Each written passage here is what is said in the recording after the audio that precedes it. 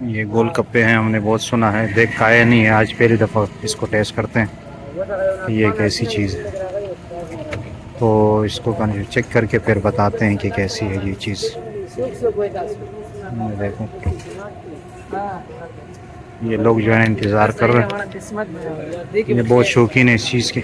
देखते हैं कि इसका जायका कैसा है।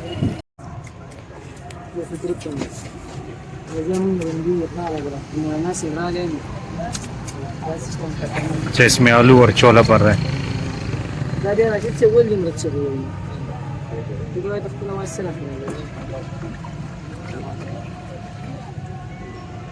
अच्छा, ये कोई पानी है वो निकालना।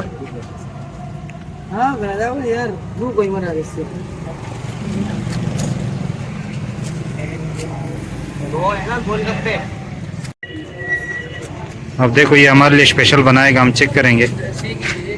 हमने ये चीज़ पहले खाई नहीं है, अभी देखते हैं। इसके अंदर आलू और छोला भर रहा है। इसके अंदर मसाला है ना,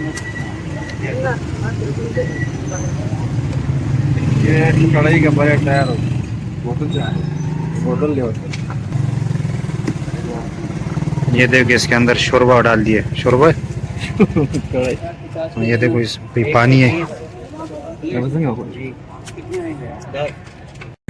खाने का तरीका ये है, इसको भरेंगे और फिर बिस्मिल्लाहिर्रहमानिर्रहीम।